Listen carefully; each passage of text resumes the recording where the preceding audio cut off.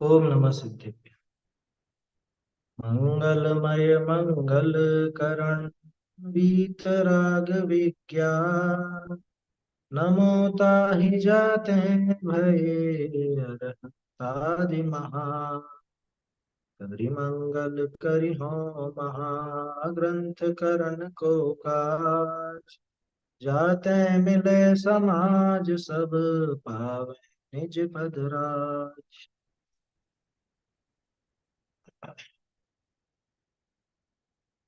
मोक्ष मार्ग प्रकाशक में 8वें अधिकार पर अपनी चर्चा है।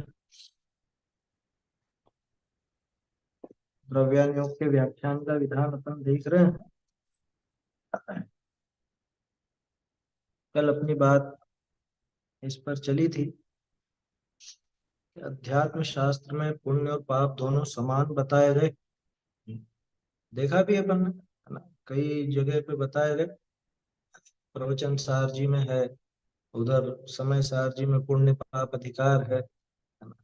तो वहां पे उनको समान बताया गया। अब जब समान बताया तो फिर पुण्य के पीछे जाना ही क्यों? पुण्य यानी वो शुभ भाव भी क्यों करना? पाप करो चाहे पुण्य करो एक ही बात है, क्योंकि शुद्धोपयोग तो है ही नहीं। शुद्धोपयोग हो जाए तो अच्छी बात है, नहीं हो तो फिर तो पुण्य में रहो चाहे पाप में रहो। तो कितना बढ़िया जवाब दिया था भैया। दोनों शुद्धोपयोग की अपेक्षा तो दोनों ही समान है। क्या मतलब? कि दोनों ही शुद्धोपयोग रूप नहीं। शुभोपयोग और अशुभोपयोग दोनों में आत्म स्वरूप की लीनता नहीं होने से वो अशुद्ध भाव है। लेकिन पाप से पुण्य कुछ विशेष है। उदाहरण भी यहाँ पे अपन ने देखा था, स्पर्श अस्पृश्य का उदाहरण आया था। वे बंध कारण की अपेक्षा पुण्य और पाप दोनों समान नजर आते हैं। नजर क्या आते हैं? हैं ही सही, हैं ही सही, समान ही हैं। लेकिन दोनों में अंतर है। कैसा अंतर है? जो पुण्य भाव है, शुभ भाव है, वो मंद कषाय रूप परिणाम है। और जो अशुभ भाव है, पाप भाव है, वह तीव्र कषाय रूप परिणाम। दोनों में ये बहुत बड़ा अंतर है। और एक क्रम है, तीव्र कषाय से कभी सीधे अकषाई नहीं हुआ जाता।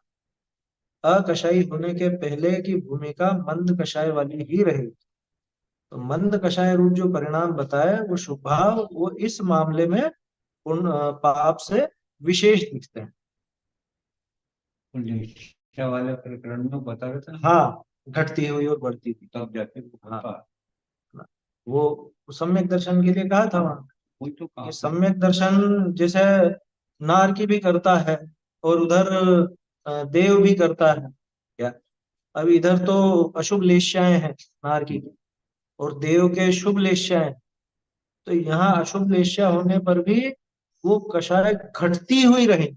तब जाके होगा। वो घटते हुए क्रम में रहेगी। क्या? तो लेश्या में भी घटने का क्रम रहेगा तो वहां पे सम्यक दर्शन की भूमिका बनती है। और इधर देव के कि वो कषाय मतलब मंदता तो है ही सही, वो वहां पे उसमें शुभ पना वो बढ़ता हुआ। तब सम्यक दर्शन। तब उससे सम्यक दर्शन नहीं होता, ये ध्यान रखना। उससे सिर्फ एक भूमिका तैयार हुई है। ये बिल्कुल वैसा ही है, सबसे सटीक मुझे तो वही उदाहरण लगता है अपना बस स्टैंड वाला। और ये क्या, कि घर पे बैठो चाहे बस स्टैंड की कुर्सी पर बैठो, है ना, दोनों ही जगह बस तो नहीं मिलती। कि मैं तो गया था बस स्टैंड, आपने कहा बस स्टैंड से बस मिलती है, तो मैं तो बस स्टैंड पर गया और वहां जाकर के बैठ गया, तो बस तो मिली ही नहीं। अरे भैया, तू बस स्टैंड की कुर्सी पर बैठा रहा, वो कुर्सी छोड़नी भी थी और फिर बस पकड़नी भी थी। वो बस तेरे सामने से होकर के निकल गई इस और अपेक्षा तू बैठा रह गया। इस अपेक्षा समान। दोनों जगह बस नहीं मिली, इस अपेक्षा वो समान। लेकिन ये बताओ मिलेगी तो कहाँ मिलेगी? ये मिलेगी तो बस स्टैंड पर। घर पे बैठे बैठे बस नहीं मिलने वाली, आपके घर पे नहीं आएगी बस। बस स्टैंड का समझ में नहीं आया, रेलवे स्टेशन का लगा, प्लेटफॉर्म का है। समझ में ही बात। तो पुण्य और पाप ये दोनों के दोनों इस अपेक्षा समान। किस अपेक्षा? कि दोनों में ही आत्म स्वरूप में रमणता नहीं है, आत्म स्वरूप में लीनता यानी शुद्धोपयोग वाला भाव नहीं है। क्या?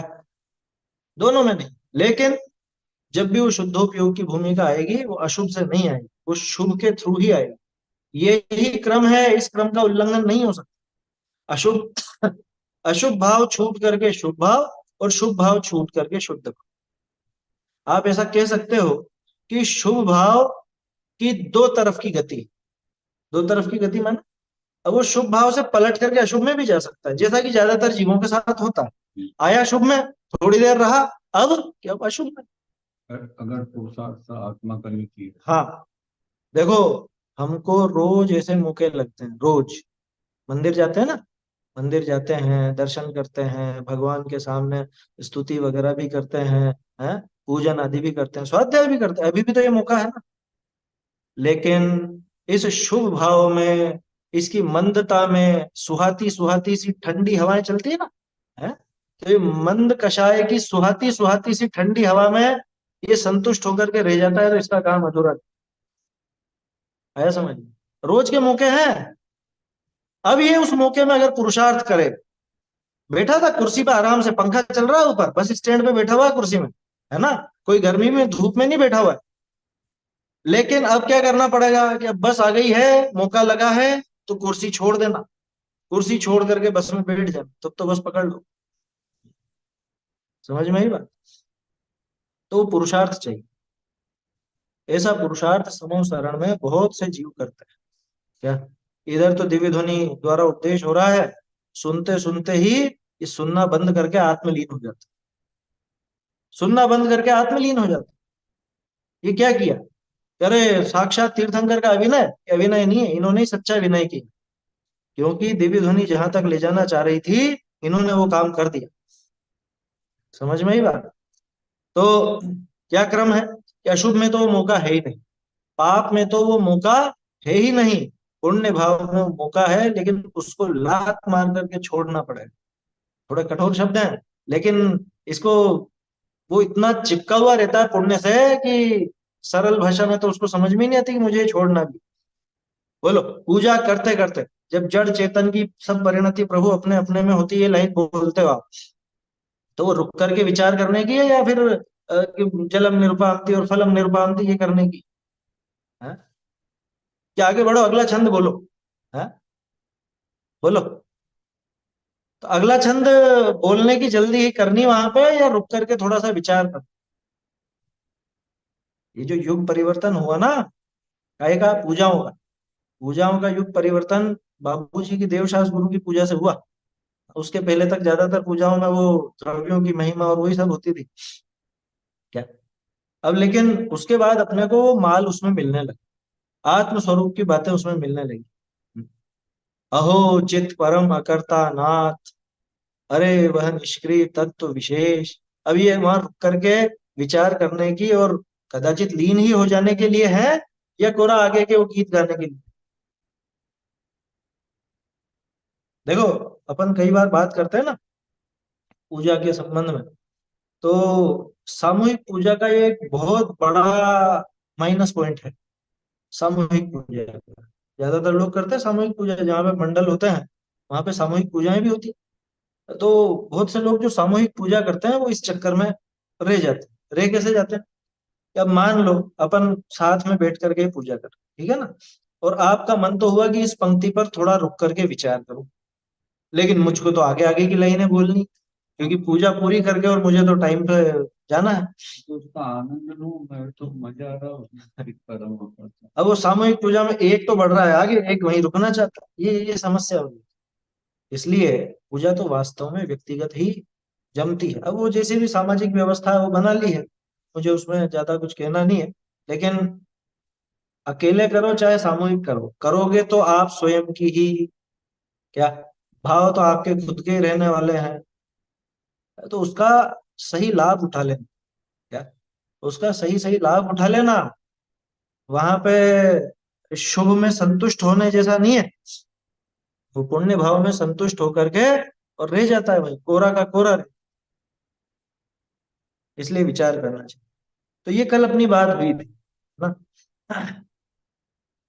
पाप से पुण्य कुछ भला है, ये पंक्ति खास है या समझने की।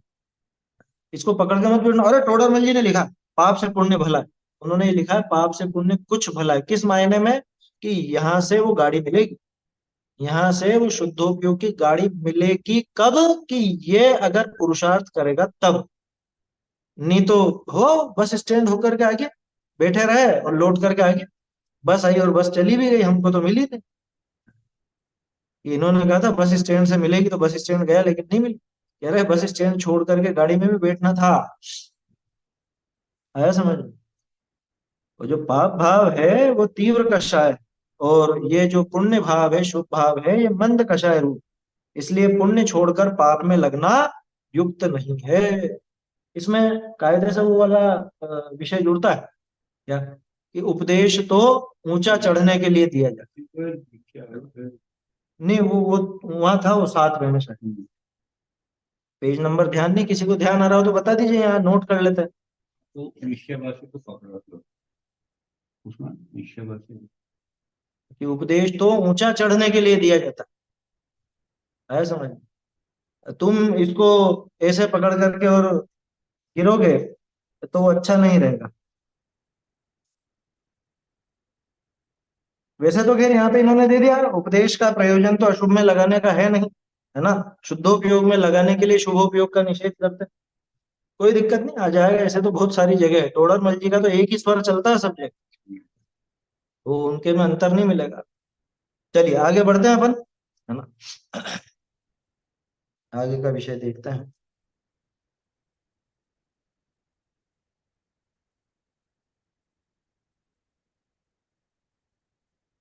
रितेश भाई भंडारी से पढ़ोगे क्या?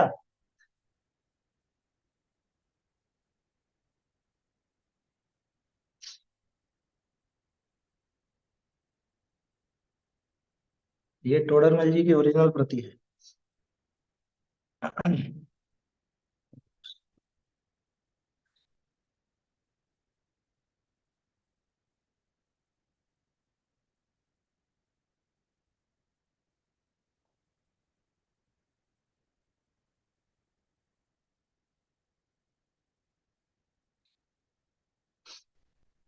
पूरे 205 पेज पे इसके ही 205 पे, है ना, हाँ 205 पेज पर आपको ये वाला प्रकरण मिल जाएगा। चलिए देखते हैं इसमें।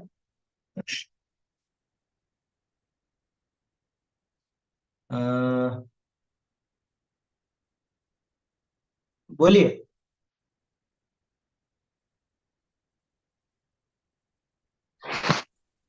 मैं पढ़ू क्या सर? अच्छा आप पढ़ना चाह रहे हैं ना? चलिए देखते हैं, ठीक है? आप कहाँ से पढ़ेंगे? रितेश जी है, मेरे भांजा है साहब। जय जिनेन्द्र। अच्छा। चलो बढ़िया। बहुरी जे जीव, एक सेकंड, युक्त नहीं, अपने कौन सी लाइन थी?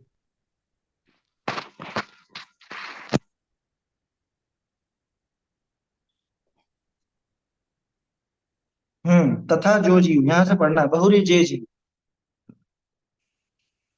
ये काम पढ़िए। बहु हाँ, बहुरी जे जीव, जिन वचन आदि जिन कार्य, बिंब, जिन व, जिन बिम। व्यंब व्यंब है वो। सर आप ही पढ़ लो, मुझे तो नहीं समझ में आएगा। उसके अब कुछ शब्द ऐसे आ जाते हैं उसमें, सुनिए थोड़ा ध्यान से। कठिन पड़े। बहुरी जे जीव, जिन बिंब भक्त्यादि कार्य विषय भी मग्न है, तिन्हीं को आत्म श्रद्धा नादि करावने को देह विषय देव है, देहुरा विषय नाही, इत्यादि उपदेश दीजिए। तहाँ ऐसा न जान लेना जो भक्ति छुड़ाए भोजन अधिकता आपको सुखी करना जाते हैं, इस उपदेश का प्रयोजन ऐसा नहीं है। ऐसे ही अन्य व्यवहार का निषेध तहाँ किया होई, ताको जानी प्रमादी न होना। ऐसा जानना जे केवल व्यवहार साधन विषय ही मग्न है, तिनको निश्चय रुचि करावने के अर्थ व्यवहार को हीन दिखाया है। और तीन ही शास्त्र ने विषय सम्यक दृष्टि के विषय भोगादि को बंध का कारण न कहा, निर्जरा का कारण गया। सो यहाँ भोगनी का उपादेय पना न जानी लेना, न थोड़ा सा उसमें आ गया स्याही में। तहाँ सम्यक दृष्टि की महिमा, सम्यक दृष्टि का महिमा दिखावने को जे तीव्र बंध के कारण भोगादिक प्रसिद्ध थे, तीन भोगादिक को होत सते भी श्रद्धान शक्ति के बलते मंद बंध होने लगा, ताको गिन्या नाही, तिस ही बलते निर्जरा विशेष होने लगी। ताते उपचार ते भोगनी को भी बंध का कारण न गया, निर्जरा का कारण गया। विचार किए भोग निर्जरा के कारण होई, तो तिनको छोड़ी सम्यक दृष्टि मुनि पद का ग्रहण काहे को करे। यहाँ इस कथन का इतना ही प्रयोजन है कि देखो सम्यक्त की महिमा, जाके बलते भोग भी अपने गुण को न कर सके है। यही प्रकार और भी कथन होई, ताका यथार्थपना जानी लेना। अब यहाँ पे मैं एक चीज आपको दिखाना चाहता हूँ। पहली पंक्ति में ये जो आपको दिख रहा है, सबसे ऊपर वाली पंक्ति में देखिए, सम्यक दृष्टि का महिमा दिखावने को। यहाँ पे सम्यक दृष्टि में छोटी ई की मात्रा का प्रयोग है ना। और नीचे आप देखोगे, अभी अपन ने सम्यक दृष्टि शब्द एक और जगह देखा ना, तो वहां बड़ी ई की मात्रा का प्रयोग, ज्यादातर जगह बड़ी ई का प्रयोग मिलता है अपने को। सम्यक दृष्टि जीव है ना, वो जीव के लिए बात आती है। अब यहाँ सम्यक दृष्टि का महिमा दिखाने को मतलब सम्यक दर्शन की महिमा दिखाने, वो सम्यक की महिमा। नई नई पुस्तक में क्या है? अच्छा, वो तो सम्यक दृष्टि कर दिया होगा उन्होंने छोटे। हाँ, सम्यक दृष्टि का महिमा यानी सम्यक, तो सम्यक दर्शन की महिमा दिखाने की है ना। ये तो थोड़ा सा अंतर है। नीचे जैसे यहाँ पे देखोगे आप, तिनको छोड़ी सम्यक दृष्टि मुनि पद को ग्रहण काहे को करे, यहाँ पे बड़ी ई का प्रयोग। और मैंने पहले भी आप लोगों को बताया, टोडरमल जी ने बुद्धि पूर्वक ये मात्राओं का अंतर रखा है। बहुत सी जगह तो काट करके सुधारी, क्या छोटी ई को बड़ी ई करा, बड़ी ई को छोटी ई करा। अब मात्राएं कौन बदलता है? कुछ ना कुछ विशेष बात होगी तभी बदला ना, तो अर्थ अपने को वैसा समझना चाहिए। चलिए देखते हैं क्या कहा। बहुरी जे जीव, अभी एक दूसरा प्रकरण। पहले पुण्य और पाप की बात आ गई थी कि द्रव्यान योग में पुण्य पाप को समान दिखाया जाता है। पुण्य को हे भी कहते हैं, शुभ भावों को अरे निषेध ही कर दिया, सीधे ही निषेध कर दिया, सीधे निषेध भी कर देता। दूसरी बात, जो जीव जिन बिंब भक्ति आदि कार्य विषय ही मग्न है। कौन जीव?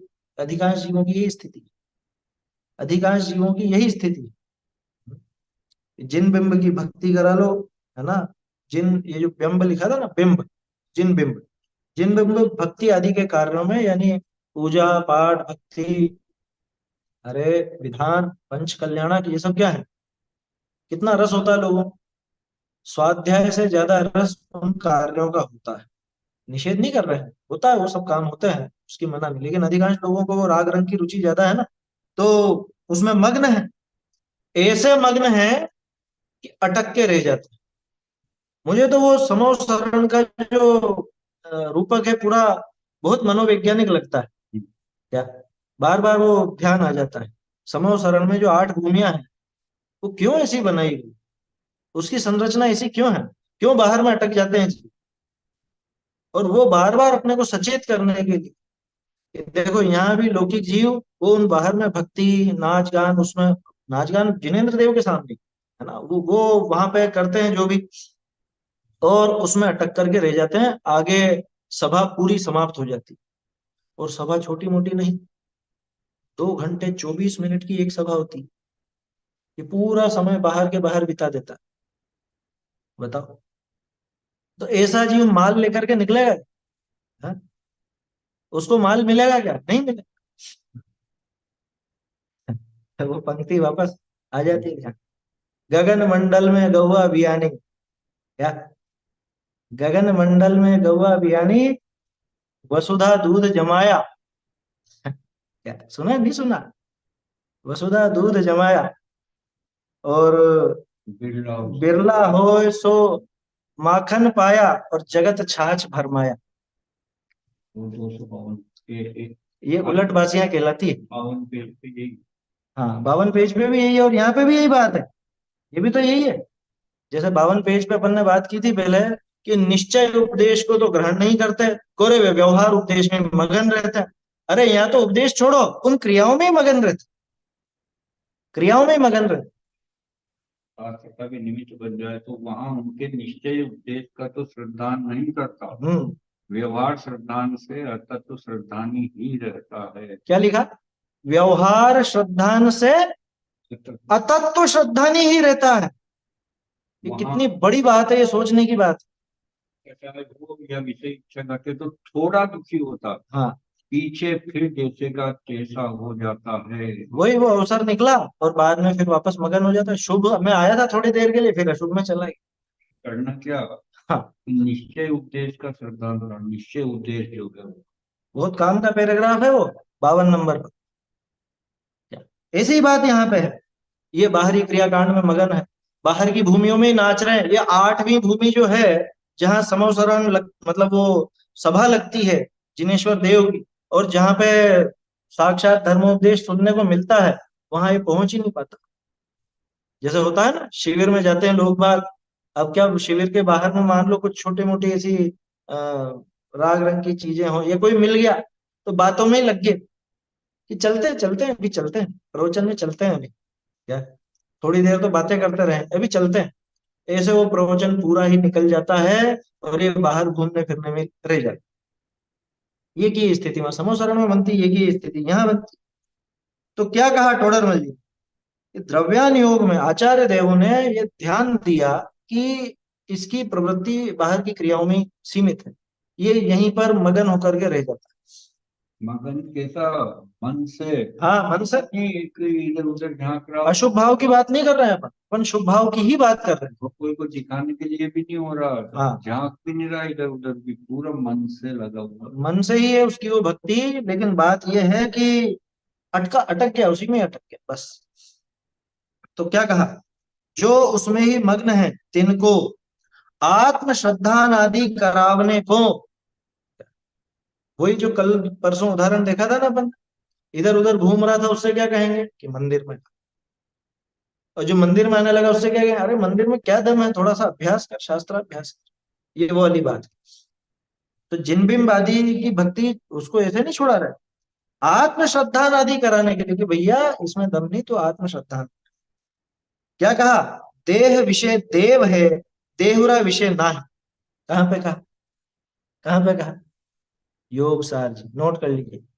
योग सार गाथा 42 से 45, 4 गाथाएं एक साथ लिखी हो। श्रुत केवली ने यह कहा, ना देव मंदिर तीर्थ में जिन देव जिन देव देह में रहे, क्या? ये देवर में नहीं वो अगला है। 4 है इसे। जिन देव तन मंदिर रहे, है ना, एक ये तो आगे का है। जिन देव तन मंदिर रहे, जन मंदिरों में खोजते, हंसी आती है कि मानो सिद्ध भोजन खोजते। ये 43वां और 42वें में श्रुत केवली ने यह कहा, ना देव मंदिर तीर्थ में, वह देह देवल में रहे, यह बात निश्चय जान। वो अलग अलग एक ही। एक जैसे लिखे, एक जैसे। योग सार जी, देह देवल में रहे, जन मंदिरों में खोजते, खोजता क्या है, वहां मंदिरों। एक वो बहुत सुंदर भजन है, मांगीलाल जी तो बहुत रस लेकर के गाते हैं। को कहाँ ढूंढे रे बंदे, मैं तो तेरे पास में। मेरे ख्याल से है वो अलग का किसी, लेकिन वो घटित करते हैं। मांगीलाल जी ने उसको घटित किया, बोला कोलारस वाले। अच्छी है उनकी रुचि, और वो जानते हैं मतलब वो किस जगह क्या फिट होता है। भजन अच्छा नहीं है। बढ़िया भजन है, गाते भी बहुत अच्छा, आवाज भी बहुत मधुर है। तो क्या कहा इससे, अच्छा हाँ वो लाइन तो रह गई। मक्खन की और छाछ की। गगन मंडल में गैया भी आने, गगन मंडल में आगे आकाश में गाय भी आई। गाय का बियाना तो समझता है, तो दूध देना प्रारंभ हो गया उसका। और वसुधा दूध जमाया, पृथ्वी पर उसका दूध जमा, ठीक है ना। और बिरला होए सो माखन पाया, जो बिरले थे उन्होंने उसमें से सारभूत वस्तु मक्खन, मक्खन अभक्ष्य ध्यान रखना, लेकिन यह उदाहरण को वैसे ही लेना, उसमें जो श्रेष्ठ वस्तु थी उसको ग्रहण कर, और जगत छाछ भरमाए। कीमत किसकी है? छाछ तो निशुल्क बटती है ना? पहले निशुल्क, अब तो खैर उसका भी पैसा लगता है ना? पहले तो फ्री में ही पिला देते थे लोग बाग छाछ। और जो बिरले होते हैं वो उसमें से मक्खन निकालना, और ये समोसरण पे बिल्कुल सटीक घटित होता है। क्यों? क्योंकि समोसरण भी आकाश में ही लगता है, या 5,000 धनुष ऊपर लगता है, गगन मंडल में गैया गया। अब वसुधा दूध जमाया, अब वहां पे जो बिरला था वो पहुंच गया 8वीं भूमि में, उसने माखन लिया, और बाकी वो नाच गान के छाछ में ही भरमाए, बाकी जगत छाछ में ही भरमाए। दिव्य ध्वनि हुई। हाँ, वो दिव्य ध्वनि खीरी, गैया भी आने का अर्थ हुआ दिव्य ध्वनि खीरी, ऐसा। ये आपको जो कोटा से और भोपाल से समय सार जी छपे थे ना बाबूजी के निर्देशन में, उसमें पीछे ही पीछे मिल जाएंगे। कुछ तो उनके ही द्वारा रचित है, युगल जी बाबूजी के द्वारा। उलट बासियां कहलाती है। हाँ, ये उनका नहीं होगा शायद। ऐसे एक और बोलते थे वो, गगन मंडल में अद्विच कुआ, जहां है अमी तहां है अमी का वासा, सुगुरा होए सो भर भर पीवे और निगुरा चाय पियासा। उलटबाजी माना कि वो कुछ ऐसा जो अर्थ नहीं बैठे, मतलब ऐसे लौकिक में अर्थ नहीं बैठे। अब आकाश में कौन सी गाय भी आई, आकाश में कौन सा कुआ हो, ये अंदर आता है। ये यहाँ अंदर है वो। है ना, ऐसा। शून्य बोलते हैं ना, इसको भी शून्य कहा जाता है। शून्य, आत्मा का भी नाम शून्य, आया समझ में? शून्य माने आकाश। शून्य नवसम। हाँ हाँ, देखो, तो ये वहां पे कहा, क्या कहा कि भैया देह में देव है, देहुरे में, देहुरा मतलब देवालय, जिनालय, कि जिन मंदिर में देव नहीं है, देह में देव है, इत्यादि उपदेश दीजिए है। अब मैंने तो ये उपदेश सुना और मंदिर छोड़ के पूछ गया कि साहब, वहां तो उन्होंने कहा कि यहाँ नहीं है भगवान, भगवान वो तो इसमें ही है, तो शरीर के अंदर ही है। तो शरीर के अंदर देव है तो शरीर को चमकाओ। क्यों? कि देव को देव की स्तुति करनी है तो कैसे करें, कि इसको चमकाएंगे तो देव प्रसन्न होंगे? कि अरे, ऐसा ऐसा अर्थ नहीं लेना था उसका, कि वो देव कहीं और नहीं है, वो तेरे अंदर ही आत्मदेव, आत्मदेव। 80वीं गाथा का सार क्या है, तात्पर्य क्या है? यही तो है कि वहां देख करके यहाँ देखे, हैं? जिन दर्शन कर निज दर्शन पा, प्रवचन सार जी की 80वीं गाथा। देखो, इत्यादि उपदेश दीजिए है, तो वहां पे कैसा समझना, तहा ऐसा न जान लेना, जो भक्ति छुड़ाए भोजन आदित्य आपको सुखी करना। वहां ऐसा मत समझ लेना कि भक्ति तो छोड़ो, क्या दम है, क्योंकि देव तो है ही नहीं, देव तो यहाँ है, तो इसको पुष्ट करो, खाओ पियो। ऐसा कहते हैं। आत्मा को दुख नहीं देना भैया, भूखा रह के हाँ, बहुत से कहते हैं इस तरह की, अन्य मत में ये बात आती है, भूखे रह करके आत्मा को दुख मत दो। क्यों? कि आत्मा उस परमात्मा का अंश है। तुम आत्मा को दुख दोगे तो परमात्मा दुखी होगा क्या? इसलिए आत्मा को दुख मत दो, खाओ, जी भर के खाओ। भैया ऐसा ऐसा आशय नहीं है यहाँ। जिन मंदिर में देव नहीं है, तन मंदिर में देव है, ऐसी भी पंक्तियां हैं भजनों में।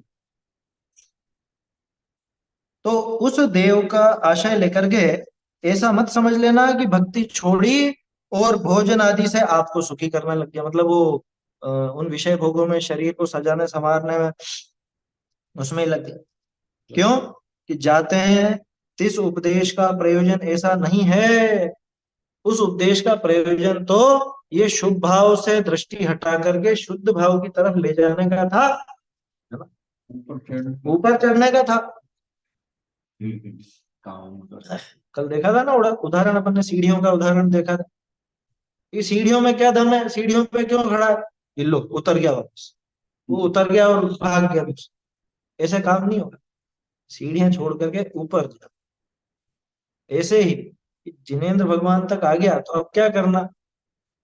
देखो, किसी एक विचित्र सी बात है कि और सब देखना छोड़ करके जिनेंद्र भगवान को देख, और जिनेंद्र भगवान को देखने लगे तो जिनेंद्र भगवान को देखना छोड़ करके निजेंद्र भगवान, या जिन देव को छोड़ के फिर निज देव की तरफ देखा। उधर से दृष्टि हटा करके इधर लगे और इधर से दृष्टि हटा के फिर इधर लगे। ये पद्धति है, यही पद्धति चलती है। द्रव्यान योग में आचार्य देव इसीलिए वो शुभ भाव का, भक्ति आदि का और उस सब का निषेध करते हैं। निषेध इसलिए नहीं करते कि तुम छोड़ करके बैठ जाओ और पाप में लग जाओ, आया समझ में? अब लेकिन जिसके स्वच्छंद पड़ा हुआ है दिमाग में, स्वच्छंदी है, निश्चयभाषी है, वो ऐसा उल्टा ग्रहण करता है कि क्या धरा है इसमें, मंदिर में क्या धरा है, भक्ति में क्या धरा है, पूजा में क्या धरा है? ये धरा तो किसी में कुछ भी नहीं है। आया समझ में? जो धरा है वो तो तेरे अंदर है, लेकिन तू उसको देखता कहाँ है? उसकी तरफ देखता नहीं। ऐसे ही अन्य व्यवहार का निषेध तहाँ किया हुई, ताको जानी प्रमादी न होना। ऐसे अन्य व्यवहार का भी निषेध किया है। बहुत सी जगह वो व्यवहार क्रियाओं का, शुभ भावों का, उन सब का निषेध किया गया है। तो निषेध सुन करके उनको छोड़ करके प्रमादी मत हो जाओ। देखो गुरुदेव के समय में, ये तब संयम विरक्ति दान पूजा है, हाँ, अथवा संयम कषाय कषाय विषय भोग है। को शुभ रूप को वसु मूल वस्तु के विचार कर्म योग है। ऐसी ऐसी बंध पद्धति बखानी बीत रागी देव। आत्म धर्म में कर्म कर्म त्याग योग। भोजल को तरैया, राग दोष को हरैया, महामोह को करैया, एक शुद्ध उपयोग। ये नाटक समय साधना इसके लिए शुद्ध उपयोग। हाँ, शुद्धोपयोग में ले जाने के लिए, शुभ छुड़ा करके अशुभ में डालने के लिए उपदेश नहीं। आचार्य देव यहाँ पे विपरीत उपदेश नहीं देंगे, शुभ भाव छुड़ा करके अशुभ में लगा दें, ऐसा उपदेश बिल्कुल नहीं देंगे।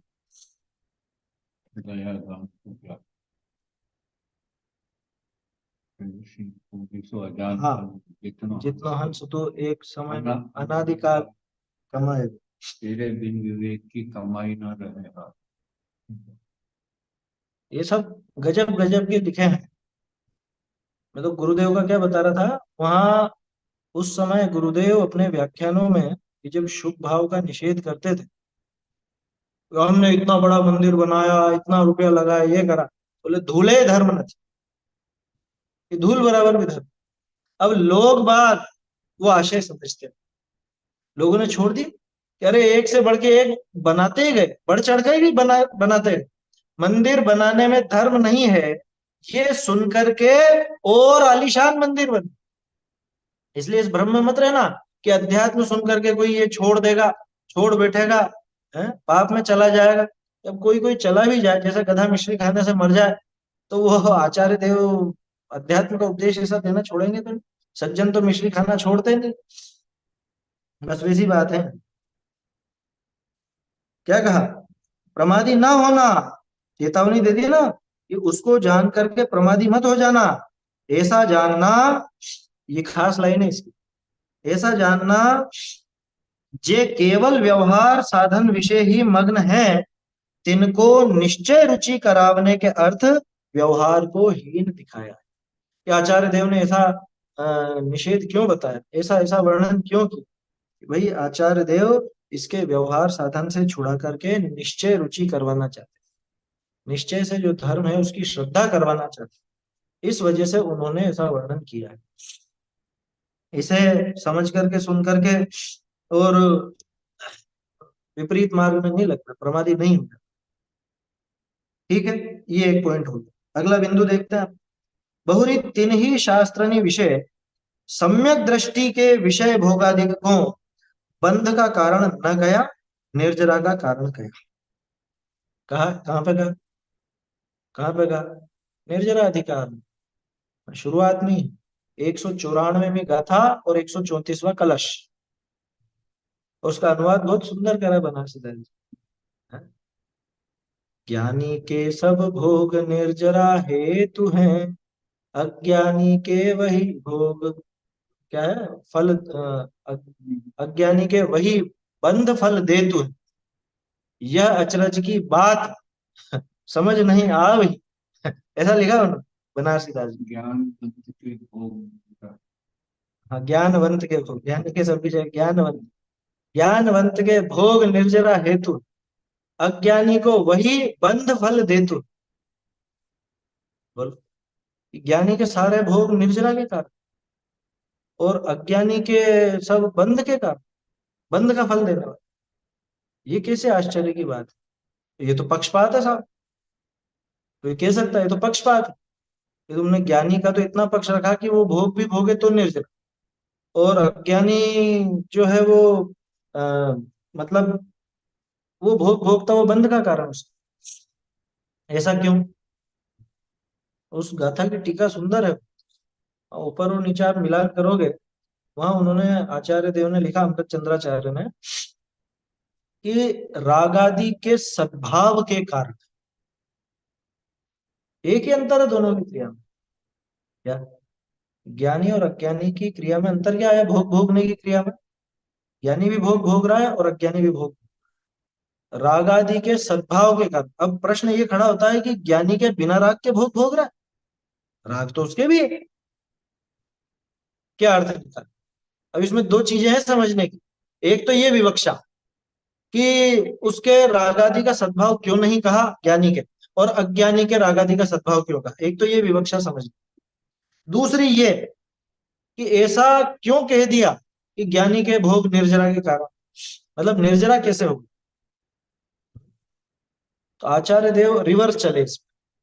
उन्होंने कहा दोनों के भोग में निर्जरा ही। क्या? दोनों के भोग में निर्जरा ही। दोनों के किसके? ज्ञानी और अज्ञानी कि कैसे? जैसे एक उदाहरण से समझें। अपन भोजन कर रहे हैं, ठीक है ना? भोजन भी एक भोग है।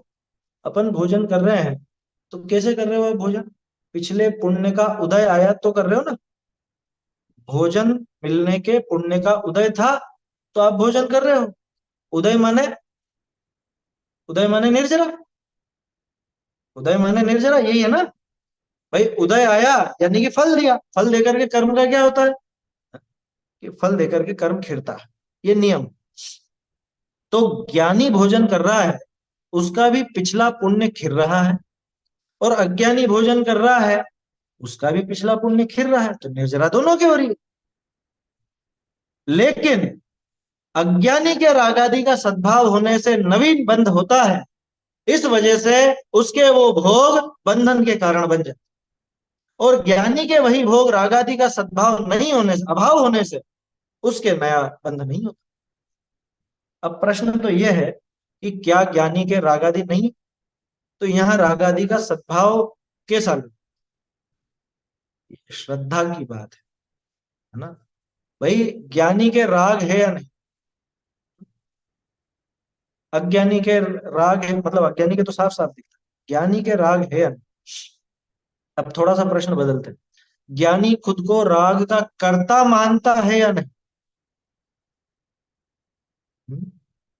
पूरी बाजी पलट गई एक झटके में कि ज्ञानी उन रागादि को होने पर भी उनका कर्तृत्व स्वीकार नहीं करता, इसलिए ज्ञानी के वो रागादि नहीं है, और श्रद्धा के इस बल से ज्ञानी के रागादि का अभाव होने से उसको बंधन नहीं होता। समझ में आया तर्क? कि ज्ञानी वो करता नहीं, ज्ञानी राग आदि का करता नहीं। करे कर्म सो ही करतारा, जो जाने सो जाना नहीं। वो स्वामित्व बुद्धि छूट गई है सबसे खास यही है। मुनि हाँ, टोटल। टोडर मस्जिद देंगे, उसका भी उदाहरण देंगे गुमास्ते का। क्या? जैसे वो गुमास्ता है, वो चतुर गुमास्ता है, ईमानदार है। ये बताओ, वो वहां जाता है, वो उगाही करने जाता है ना? उगाही तो समझता है ना? वो मालिक ने भेजा कि जाओ भैया लेकर के आओ, जहाँ जहाँ उधारी है वहां से लेकर के आओ, वसूल करके लाओ। क्या बोलता है जाके? हमारा पैसा दो। हमारा पैसा कब दोगे? हमारा पेमेंट कब करोगे? क्या बोलता? हमारा पेमेंट, है ना? और जो देता है उसको लेकर के भी आता है, और इतना ईमानदार कि कोई लुटेरा आ जाए तो प्राण गंवा दे लेकिन थैला नहीं छोड़े। लेकिन ये बताओ उसमें से कितने रुपये को अपना मानता है? उसमें गड्डियां पड़ी हैं, और उन गड्डियों में से किसी एक नोट को भी अपना स्वीकार करता है? नहीं करता। जब एक नोट को भी अपना स्वीकार नहीं करता तो ईमानदार है ना? तो वो उसके पास में पूरा थैला, पूरा बैग और रुपए पैसे सब होने के बावजूद वो उसका स्वामी नहीं। ठीक उसी तरह से ज्ञानी के वो राग द्वेष आदि सब नजर आते हैं, चारित्र की विकारी पर्याय रूप में वो नजर आते हैं, लेकिन उनमें से एक का भी वो कर्तृत्व स्वीकार नहीं करता, एक का भी ममत्व स्वीकार नहीं करता। और यही कारण है कि ज्ञानी के राग आदि का सद्भाव नहीं। और श्रद्धा के लेवल की बात है, पढ़िएगा उसकी टीका या 194 का था, वहां पर है। सुनाऊं क्या? सुनिए ताकि ये विषय थोड़ा सा दिमाग में रहे। अरे उस घोड़े को कितना आप अपना मानते हो, हाँ, आप मानते हो गया घोड़ा जो, ये मेरा स्वरूप नहीं है, मेरा शरीर। गांठ हो जाती है ना, फोड़ा हो जाता है शरीर में, और वहां पे निकलवाने जाओ डॉक्टर के पास, तो क्या मानते हो? तो निकालना पड़ेगा कि नहीं नहीं मेरे ही हुआ है तो मेरा ही है तो मरेगा फिर, निकालो डॉक्टर साहब। डॉक्टर ये भी कहते तेरे शरीर में हुआ रहने देना, तो कि नहीं नहीं। वो गांठ निकाल देते हैं ऑपरेशन करके डॉक्टर, और फिर वो आपको सौंपे कि ले जाओ तुम्हारी गांठ, लेकर के आओगे? हाँ? कह रहे ये भैया ये नहीं है हमारी, हटाओ इसको। कह रहे तेरे ही पेट में से निकली है, कि निकली होगी, मेरी नहीं है। फेंक देते हैं वहीं के वहीं। बस ठीक उसी तरह से ज्ञानी भी वो रागादि को अपना नहीं मानते। देखो मैं उसके आपको टीका पढ़ के सुनाता हूँ, बढ़िया है वो, इसलिए देने का भाव आया। 194 की टीका। गाथा तो ये है, दव्ये भुंजन्ते नैवा जायति सुहम व दुःखम व तम सो दुःखम उदीर्णम वेदति अध निच्चरम चाति। वस्तु भोगने में आने पर भी सुख अथवा दुख नियम से उत्पन्न होता है। उदय को प्राप्त हुए उस सुख दुख का अनुभव करता है, पश्चात वह सुख दुख रूप भाव निर्जरा को प्राप्त। वो जो भोगा, भोगने के बाद क्या होगा कि वो तो खिरेगा। पर द्रव्य भोगने में आने पर, ज्ञानी अज्ञानी का भेद नहीं करा, पर द्रव्य भोगने में आने पर उसके निमित्त से जीव का सुख रूप अथवा दुख रूप भाव नियम से ही उदय होता है, अर्थात उत्पन्न होता है। ठीक है ना? भोजन किया है, पेट तो भरेगा इसे, है ना, तृप्ति होगी। क्योंकि वेदन साता और असाता इन दो प्रकारों का अतिक्रम नहीं करता, अर्थात वेदन दो प्रकार का ही है, साता रूप और असाता रूप। जब उस सुख रूप अथवा दुख रूप भाव का वेदन होता है तब मिथ्या दृष्टि को, अब अंतर पड़ेगा, जब उस भाव का वेदन होता है, कौन सा, वो सुख रूप या दुख रूप वेदन, है ना, दोनों को ही हो रहा है, ज्ञानी को भी अज्ञानी को भी। लेकिन अज्ञानी को रागादि भावों के सद्भाव से बंध का निमित्त होकर वह भाव निर्जरा को प्राप्त होता हुआ भी निर्जरित ना होता हुआ बंद ही होता। मैंने कहा था ना, रिवर्स चले आचार्य, कि निर्जरित होना चाहिए था, क्योंकि पिछला कर्म उदय में आकर के तो खिरेगा, और खिर भी रहा था, लेकिन उसके वो रागादि का सद्भाव, रागादि के सद्भाव से बंध का निमित्त बन जाता है, और निर्जरा को प्राप्त होता हुआ भी, पिछला कर्म निर्जरित होता हुआ भी, निर्जरित न होता हुआ, क्या कह रहे हैं, निर्जरित होता हुआ भी वास्तव में निर्जरित न होता हुआ घिर रहा है, लेकिन नहीं घिर रहा है, बंद ही होता है।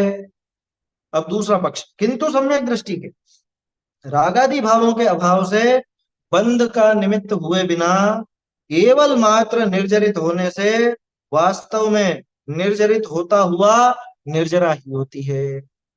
वहां पे निर्जरित होता हुआ बंधा, यहाँ निर्जरित होता हुआ निर्जरा। और आगे श्लोक है, श्लोक बहुत बढ़िया है। वास्तव में वह आश्चर्यकारक सामर्थ्य ज्ञान की ही है अथवा वैराग्य की ही है।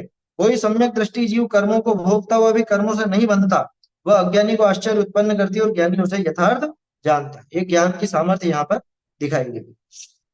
तो ये बात समझ में आई। पहली बात तो ये कि अज्ञानी के मतलब यहाँ पे ज्ञानी और अज्ञानी इन दोनों में जो भेद किया, और ये कहा गया कि अज्ञानी के रागादि का सद्भाव है और ज्ञानी के रागादि का सद्भाव नहीं। पहली बात तो ये समझने की थी अपने, यही समझ में, क्योंकि उसके स्वामित्व तो नहीं है, स्वामित्व तो नहीं होने के कारण वो उनका कर्ता नहीं होता, उनका स्वामी नहीं होता।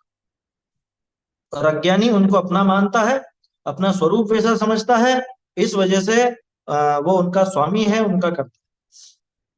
पहली बात तो ये थी। दूसरी बात कि ज्ञानी के वो भोग निर्जरा के कारण कैसे बने, अब थोड़ा सा इस पे भी विचार करते हैं अपन। आचार्य देव ने जो बताया वो तो अपन समझ, अब एक थोड़ा सा इसको प्रैक्टिकल भी समझे। अज्ञानी और ज्ञानी दोनों के वो कर्म का उदय आया, ठीक है। इसको ऐसे समझो कि ज्ञानी ने वो जो कर्म बांधा था वो इस तरह से उदय में आने का था, है ना? भोजन आदि जो भी मिलना था वो इस प्रकार से उदय में आने का था, ठीक है। और उसके बाद जो अ, अज्ञानी था उसके भी वो भोजन आदि रूप से उदय में आने का था, ठीक है।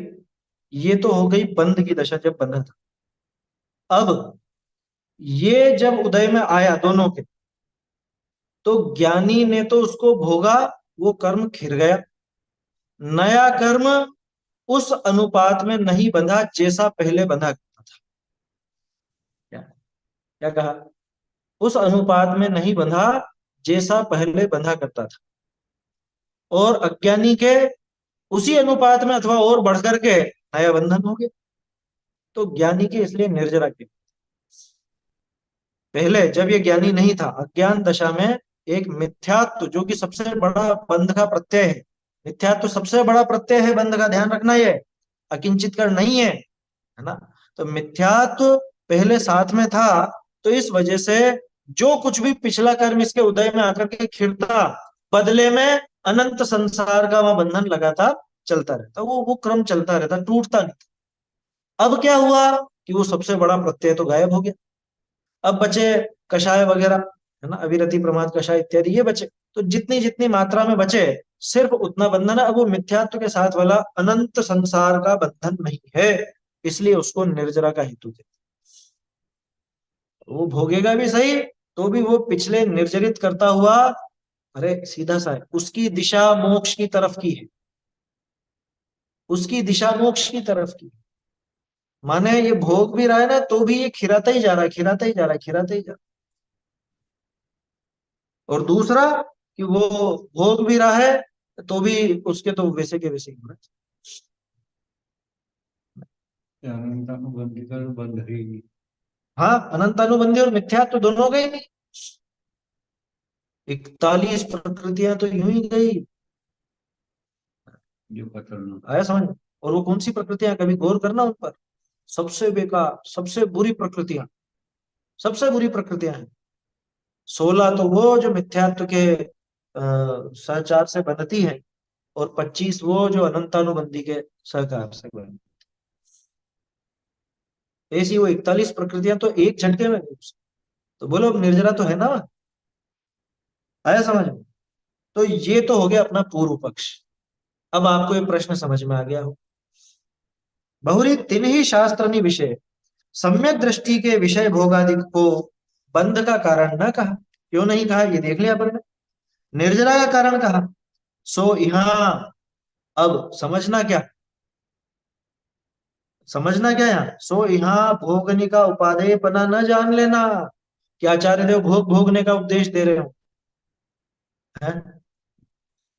अभी वो एक हो गया ना पहले, ओशो, है। वो तो सब भोग भोग उसी में धर्म है। स्वयं को संतुष्ट रखो, उसमें ही धर्म है। क्या, ये भोजन की इच्छा और ये भोजन करो, कुछ नहीं करना उसमें। आया समझ में? तो यहाँ भोगों का उपादेय मत समझ लेना। आचार्य देव ने जो ये कहा कि ज्ञानी के भोग भी निर्जरा के कारण है, तो वो भोग का उपदेश नहीं दे रहे हैं वहां पे। द्रव्यानुयोग कोई चरणानुयोग से विरुद्ध नहीं जाता है। क्या, द्रव्यानुयोग चरणानुयोग के आगे की सीढ़ी है, पीछे की नहीं। ये समझने की बात है। वेद भी वो जहर खाता, वो पचा देता, और वो हाँ, वो वहीं पे ये उदाहरण हो।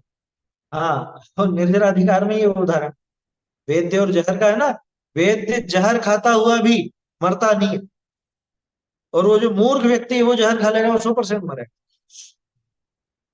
वो जहर खाता हुआ भी नहीं मरता, क्यों? क्योंकि वो जानता है कि इस जहर से क्या कैसा होगा और इसका क्या एंटीडोट है उसके पास। आया समझ। तो वहां पे भाई ये क्यों कहा, प्रश्न तो ये बनता है ना। अपेक्षा तो समझ में आ गई अपने को, लेकिन आचार्य देव ने क्यों कहा है, प्रयोजन क्या है इसका, क्या है यहाँ विधान व्याख्यान का इस प्रकरण में। तो कह रहे हैं कि भाई यहाँ भोगों का उपादेयपना मत समझ लेना। कहाँ सम्यक दृष्टि का, यानी कि सम्यक दर्शन की महिमा दिखाने के लिए जो तीव्र बंध के कारण भोगादिक प्रसिद्ध थे, तीन भोगादिक के होत सते भी श्रद्धान शक्ति के बलते मंद बंद होने लगा। आगे ना बात, पहले अनंतानुबंधी और मिथ्यात्व भी साथ में लगे हुए थे तो तीव्र बंद होता था, अब ये तो चले ही गए तो अब वैसा बंद नहीं होता, मंद बंद होने लगा। ताको गिना नहीं, जो मंद बंद हो रहा है उसको तो गिना नहीं, यानी उसको तो गौण कर दिया। और तिस ही बलते निर्जरा विशेष होने लगी, ये तो देख ही रहे हैं अपन, वहां पे असंख्यात गुणी और वो क्रम चलता है पूरा का पूरा, वो निर्जरा भी होती है सम्यक दर्शन के बाद। तो वो जो निर्जरा होने लगी उसके ताते उपचार थे, भोगनी को भी बंध का कारण कया, सॉरी बंध का कारण न कया, निर्जरा का कारण है। समझ में आ गई बात। यहाँ आचार्य देव का प्रयोजन पांच इंद्रिय के विषय भोगों का समर्थन करने का नहीं है कि तुम भोगों में लगो, ऐसा नहीं है। वो तो ये दिखाना चाहते हैं देखो सम्यक दर्शन कितना महान है। अच्छा उस श्लोक में भी यही बात है, उस श्लोक में उन्होंने कहा ये ज्ञान की शक्ति है ऐसी। अभी जो श्लोक पढ़ा ना मैंने उसमें वो आचार्य देव ने बात लिखी कि ये ज्ञान की सामर्थ्य है, ज्ञान और वैराग्य की। इसके ज्ञान वैराग्य की सामर्थ्य ऐसी है कि ये उस वो भोग आदि को भोगता हुआ भी बंध को प्राप्त, और अज्ञानी को ये बात समझ में नहीं आती, ये भी लिखा क्या, अज्ञानी को तो आश्चर्य ही होता। तेन श्रद्धान के बलते मंद बंद होने लगा, ताको गिने नहीं। अब प्रश्न एक ये भी बनता है, क्या उसको वास्तव में बिल्कुल भी बंद नहीं होता, ये होता है, कम होता है, उसको नहीं गिन करके कहा कि निर्जरा होती है। तोड़रमल जी ने पूरा खुलासा किया है क्या, कि जो तीव्र बंध के कारण भोगादि प्रसिद्ध थे, वो श्रद्धान शक्ति के बल से यानी सम्यक दर्शन के कारण मंद बंद होने लगा। जो पहले तीव्र बंद होता था वो हो गया मंद। पहले समझ लो 100 किलो कर्म आते थे, अब 50 किलो ही आ रहे हैं। उदाहरण है, किलो विलो में नहीं आते हैं कर्म। ताको तो गिना नहीं, और तिस ही बलते निर्जरा विशेष होने लगे। और ये सामर्थ्य भी वहां प्रकट हुई ना, ताते उपचारते भोगनी को भी बंध का कारण न कया, निर्जरा का कारण कया। ये उपचार से ऐसा कथन किया गया है। वास्तविकता विचार किए भोग निर्जरा के कारण होई, तो तिनको छोड़ी सम्यक दृष्टि मुनि पद का ग्रहण काहे को करे। ये तर्क है और बहुत वाजिब तर्क है कि अगर भोग सिर्फ निर्जरा के ही कारण, देखो तो टोडरमल जी क्या कुंदकुंदाचार्य देव या अमृतचंद्राचार्य देव का विरोध कर रहे हैं, विरोध नहीं कर रहे हैं, वो समझा रहे हैं कि वहां पे अपेक्षा क्या, भोग किसी भी तरह से बंद ही कराए। वहां जो शक्ति है ना, वो सम्यक्त्व की शक्ति है जो निर्जरा का। देखो एक उदाहरण बढ़िया ध्यान में आया, तत्वार सूत्र में एक सूत्र आता सम्यक्तुम च, क्या किस संबंध में आता है, स्वर्ग के कारण, देव आयु के कारण है ना, स्वर्ग मिलेगा उससे, किससे मिलेगा, सम्यक्तुम च। वास्तविकता क्या है, सम्यक दर्शन स्वर्ग का कारण नहीं, सम्यक दर्शन तो मोक्ष का ही कारण। लेकिन सम्यक दर्शन के साथ में रहने वाला जो शुभ भाव है, क्या सम्यक दर्शन के साथ में जो शुभ भाव आदि चल रहे हैं, वो इसको स्वर्ग के कारण बनते हैं। बस वो ही तर्क यहाँ पे लगाई कि भोग वास्तव में निर्जरा के कारण नहीं है, वहां वो ज्ञानी भोगों को भोगता हुआ भी उसका वो जो ज्ञान है, वो जो ज्ञान और वैराग्य की शक्ति मौजूद है, वो उसके निर्जरा का। ये बिल्कुल वैसा ही कथन है, बराबर बैठेगा, है ना। बस वहां अंतर ऐसा है कि वहां सम्यक को कहा, यहाँ भोग आदि को निर्जरा का कारण। तो जैसे सम्यक दर्शन को बंध का कारण बताया, वैसे भोग आदि को निर्जरा का कारण बताया, और दोनों ही कथन द्रव्यानुक्त है। तो ऐसे व्यवहार से भी आचार्य देव समझाते। बोलिए। वो पुण्य फला अनंता का क्या मतलब है? नहीं नहीं, वो अलग प्रकरण है बिल्कुल। वहां पे पुण्य फला अरहंता है ही नहीं, वो सिर्फ इतना पद पकड़ते हैं तो गुमराह होते हैं लोग बाग। कौन सी 43वीं है मेरे ख्याल से प्रवचन सार जी, 43 या 44। वो पूरी गाथा देखिए आप, कि वहां पे ऐसा कहा कि अनंत देव के जो बाकी सारा चाक चिक्के समोसरण आदि वो पुण्य का फल है, ऐसा है। और लोग बाग उसको जाने क्या आदत पड़ी ऐसी कि लोगों को बरगलाने के लिए लिखा है, देखो पुण्य फला अरहंता, पुण्य फला अरहंता। अरे भैया, अरहंता शब्द आगे के लिए जुड़ा हुआ है, वो पुण्य फला अरहंता अकेला नहीं ना, इतना सा नहीं है वो गाथा को। इतना ही टुकड़ा लेंगे तो बहुत चक्कर पड़े। जैसे कि मंदिर में नहीं आना, हाँ इतना सुना, हाँ। तो उसके पहले था कि नहाए धोए बिना, ऐसी थी बात। अब अधूरा वाक्य पकड़ लिया। मैंने कहा कि नहाए धोए बिना मंदिर में नहीं आना, तो नहाए धोए बिना तो हटा दिया, मंदिर में नहीं आना बोला है इन्होंने। पूरा पढ़ो उसको। क्या वाक्य पूरा पढ़ना, आधा अधूरा नहीं पढ़ना। इसीलिए कहा तो संस्कृत व्याकरण का भी ज्ञान। हाँ, थोड़ा आगे भी कहेंगे अभी व्याकरण आदि का। अगला प्रकरण वही है, व्याकरण न्याय शास्त्र आदि का प्रयोजन। तो थोड़ा बहुत इसलिए वो जानकारी अपने को। अच्छा, एक चीज और कहता हूँ, कहीं पे भी ऐसी बात आए ना, तो आप मूल से मिलान कीजिए, मूल से मिलान करके देखिए, और अधूरी बात कभी भी मत देखिए। ये बहुत चक्कर पड़ता है ऐसे, बहुत ज्यादा। पहले ऐसे ही बरगलाए गए लोग बात, क्या ऊट पटांग ऐसी बातें बहुत चली। इसलिए कभी भी कोई ऐसी बात आएगी, लिखा है वहां, लिखा कहाँ लिखा भी है, देखें तो सही। गाथा नंबर बताओ। ये जैसा अभी अपन नोट कर रहे हैं ना, क्यों नोट करते हैं अपन? ताकि आपको ध्यान रहे ये प्रकरण कहाँ पर है। और मैं ये समझता हूँ कि ये आपकी जिम्मेदारी बनती है कि अपन ने वो चीज नोट की है तो आप वहां जाकर के देखें, उस ग्रंथ में आप देखें। मैंने कहा योग सार की 42 से 45 गाथा तो आपको जाकर देखनी चाहिए। मैंने कहा समय सार जी की 194वीं गाथा और 134वां कलश तो आपको देखो जाकर। तो आपको उस बात पर सिर्फ विश्वास नहीं आएगा, बल्कि आपके दिमाग में वो श्रद्धा पक्की होगी। परीक्षा करके परीक्षा करके किसी ने भी कह दिया, कुछ भी कह दिया और अपन मान लो, ऐसा नहीं। तो वो गाथाएं एक तो अधूरी देखनी ही नहीं कभी। अधूरी गाथा का अर्थ बहुत खतरनाक हो जाएगा क्या? अरे, बल्कि कई बार तो ऐसा होता है कि आचार्य देव दो तीन गाथाएं मिला करके लिखते हैं। अब वो पहली गाथा में जो लिखा उसका निषेध होता है अगली गाथा। आपने वो पहली गाथा पढ़ ली और अगली गाथा में जो निषेध था वो पढ़ा ही नहीं। तो देह की स्तुति वो हो गई। हाँ, वो शुरू में 27वें गाथा के आसपास, 26वीं 27वीं गाथा के आसपास, देह की स्तुति करने पर वो जिनेंद्र भगवान की स्तुति हो। पूर्व पक्ष रखा। अब कोई इतना सा पढ़ करके बैठ जाए तो क्या अर्थ निकाले? पूरी गाथा ही नहीं है। इसलिए प्रकरण मिलाना चाहिए, प्रकरण देखना चाहिए। वो अलग है, प्रकरण अलग है, वो यहाँ से नहीं मिलता, उसका यहाँ से लेना देना नहीं। देखिए क्या कहा, इसलिए उपचार से भोगों को भी बंध का कारण नहीं कहा। देखो उपचार से, कौन से उपचार से?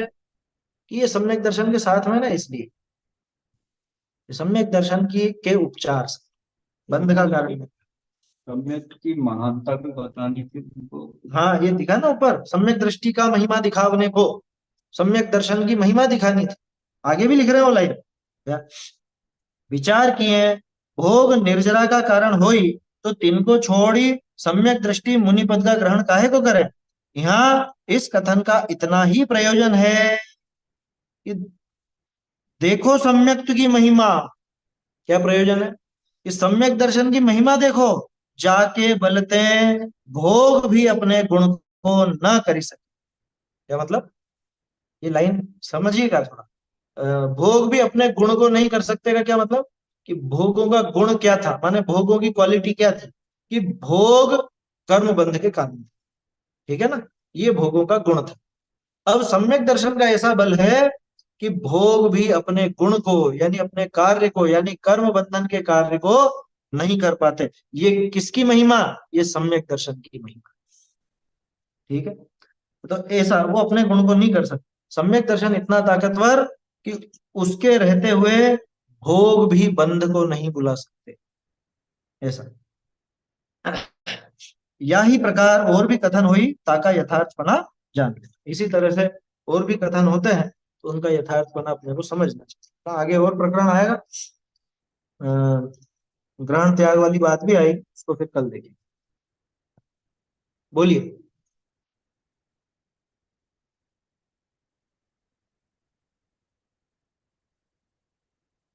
विषय से अलग है लास्ट में, इसलिए पूछा मैंने। प्रमाद में स्नेह का मीनिंग क्या हुआ?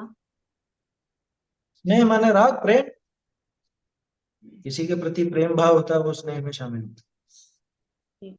चैतन्य का स्मरण प्रतिक्षण ही करो रे, भव के अनंत दुख को क्षण में हरो रे, अक्षय अनंत निज सौख्य निधान पाओ, गाओ अरे नित इसी के गीत गाओ, निज निधि निज में बताई यह अनंत उपकार है, इसके लिए जिन वाणी माँ को वंदना शत बार, वंदना शत बार।